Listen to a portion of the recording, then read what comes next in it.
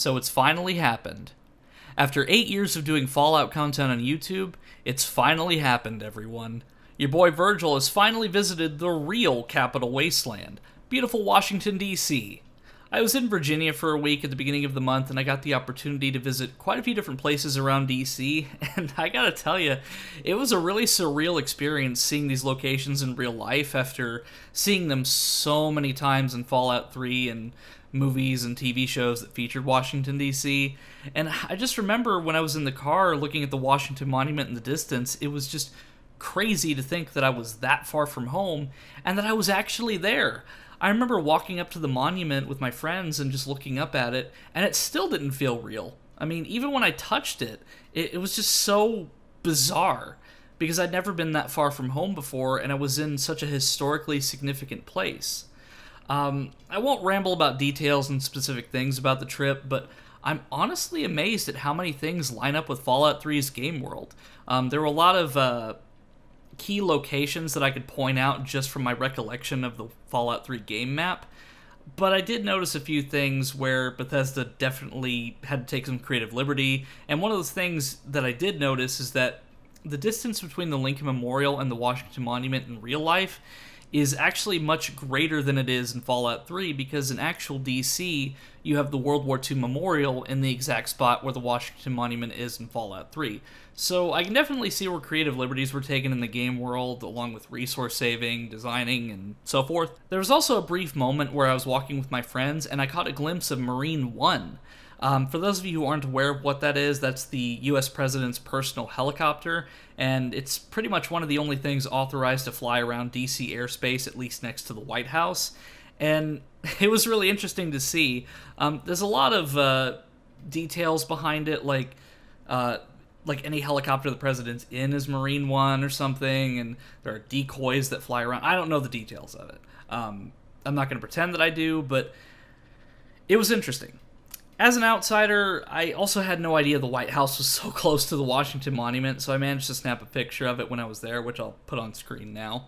Ironically enough, my friend that was driving us is actually a fan of the channel and had seen my Fallout 3 videos before I actually officially met them in VR chat, and so this was an eye-opening experience for the both of us, and we were just memeing about Fallout 3 the entire time, but the interesting thing is that we actually parked right across the river from the Jefferson Memorial, which of course was missing numerous pipes, and the lack of the giant robot slaughtering Enclave troops was a bit disappointing, but still really cool to see nonetheless. So the only monument or memorial that I actually got the opportunity to go inside with my friends was the Lincoln Memorial, which again felt really weird because both of my connection to the game and also because so many historically significant events in American history happened right there.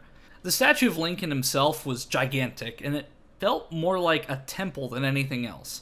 I know that in some of the writing it refers to it as a temple and not necessarily a memorial, but it felt kind of religious in a way. It's hard to describe because when you see it in pictures or video, it doesn't really give you that same feeling, but in person, when everything is to scale, it felt more like a sacred spot than anything else. It was really interesting. However, the actual memorial part was probably the only thing about the memorial that I enjoyed because, like a good stage, only the front end looks nice. This entrance here is the same one you're ordered to go in by the slavers in Fallout 3, and it was crowded, and the smell was unlike anything I experienced on the trip. You could smell the bathroom outside the door.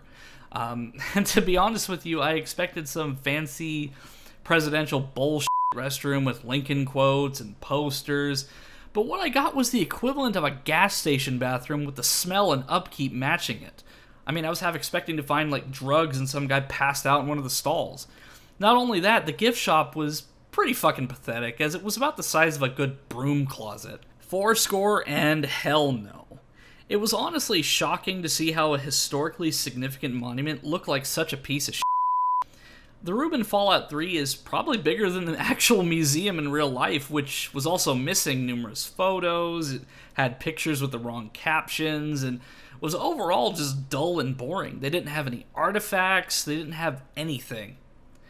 I did get a neat little resin Lincoln though, so I guess it wasn't all bad, but to get to the gift shop we had to go in this ancient elevator that barely even worked. So, I mean, after seeing the museum and the bathroom and then the gift shop, I'm not really surprised the elevator was also a piece of shit.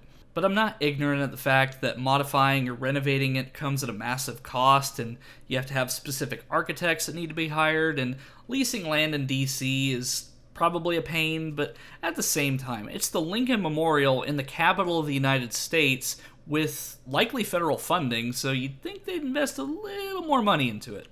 But I digress. Save for the Capitol proper, I did get a glimpse of the Pentagon, but trees blocked my view, so I was unable to get a picture of it.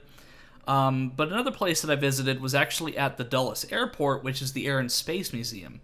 It's kind of confusing because there's an Air and Space Museum in D.C. proper, and then there's one at the Dulles Airport. I believe the one in D.C. proper is under renovations right now, and one of the highlights that they have there is the Spirit of St. Louis, Charles Lindbergh's plane, and then they also have the Wright Flyer, just like in Fallout 3. But the one at the Dulles Airport was more interesting to me because it had more modern aircraft, things from like World War II, the Cold War, and so forth.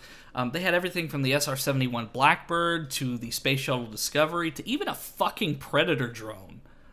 Also, in one of the glass display cases, they also had a freaking Panzer Shrek. I think save for the Blackbird, the highlight of the trip there was seeing the Enola Gay, which, for those of you who aren't familiar with it, is famous for being the plane that dropped the first atomic bomb. Overall, I had a blast visiting DC, and hopefully I get to go back soon and see the many museums up there that I missed. Fingers crossed, but the plane ride was definitely not fun. I actually had my flight grounded on the way back to Chicago, because there was this crazy storm that came in right as I got to the airport, and it was probably the worst rain that I've ever been in.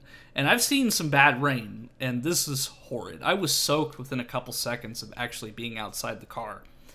But if you're local to DC, your city, from my perspective, is absolutely gorgeous, and I don't think I'll ever forget how beautiful the Potomac River is. But anyway, that's my story, and I'll see you guys again next time.